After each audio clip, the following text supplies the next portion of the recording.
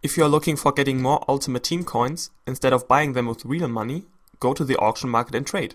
It's more rewarding, cheaper and pretty easy to do as well.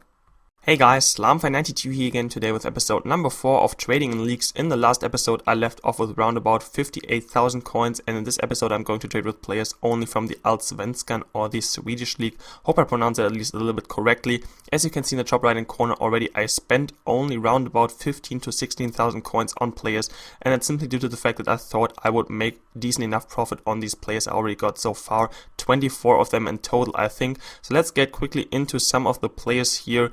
For example, this player here called Borges, he's usually by default a center forward, so I got him in a striker position for 500 coins, which is of course excellent, and I was able to sell him on for a huge profit there.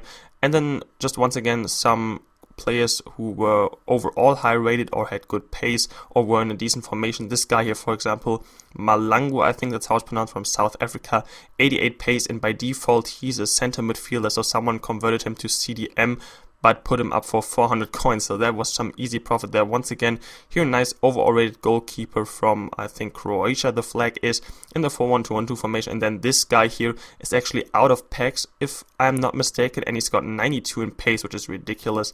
And I got some very nice deals on him also in the 4-4-2 formation, which is never too bad. And then this guy here, Hult, I hope that's how it's pronounced. I'm really not too sure on some of the pronunciation of these names.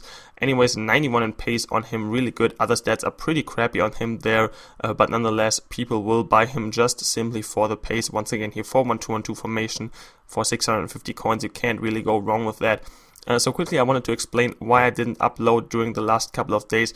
And as you probably all know, a lot of people actually haven't uploaded during the last days. That's simply because YouTube was probably more broken than it was before already, to be perfectly honest. The sub boxes weren't really working too well. The videos didn't hit sub boxes well, and the whole publishing and processing of videos didn't go too well, and uploading took a lot longer than it usually did as well. So there's a lot of stuff going on with YouTube there. Once again, a lot of negative stuff going on with YouTube.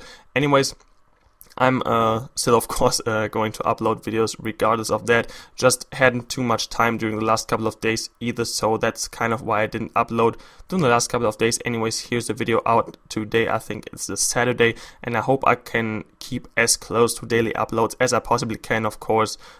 Regarding that, YouTube may fix their problems from time to time. That would be kind of nice of them. Anyways, moving back to the players here, this silver Brazilian left back, Ricardinho, I think that's how it's pronounced, 82 in pace on him, very, very solid player there. And once again, kind of looked after left back, I guess, especially for the Swedish league, because there weren't too many good other left backs there. And this guy here, what a nice picture there by him. People will probably just pick him because of that picture, but also he's got 88 in pace, which is pretty decent, and I got 3 of him because, once again, there aren't too many players or different players in this league you can trade with, and so I had to give some of the players multiple times. And finally, rounding this off with this Asper 64 rated bronze goalkeeper 2 times in the 4-1-2-1-2 formation, one time for 200 coins and the other one for 300 coins, and he sold at least one of them pretty quickly. So anyways, guys, let's move on to the profit section of this episode. And as you can see in the top right hand corner right now, I have just under 86,000 coins. So in the last episode we left off with 58,000 coins, so I think that is a very, very nice profit indeed, especially after the last episode in which I traded with players from the electricity leagues where I didn't get too much profit. This episode definitely was a step up from that. Anyways, guys, I hope you enjoyed this episode of Trading in Leagues. As you can see here, just quickly going through the players again. Of course, I had to lower some of the prices on them simply because they weren't selling too well. And once again, I think it took me between 2.5 and maybe 3 days to sell all these players, because, as I mentioned already in earlier episodes, I of course always wait for every single player to sell until I can actually record this footage. So it sometimes takes quite a lot of time to sell these players, especially of course from the lower looked for leagues, like for example the Allsvenskan. Nevertheless, in the next episode I'm actually finally going to be able to use a league which is very looked after. It's of course the Barclays Premier League. So stay tuned for the next episode of this series, guys. Anyways, this is going to be the end of this video. As always, a like is greatly appreciated if you did indeed enjoy it. Other than that, thanks a lot for watching and for listening through the commentary as well, and I'll talk to you later.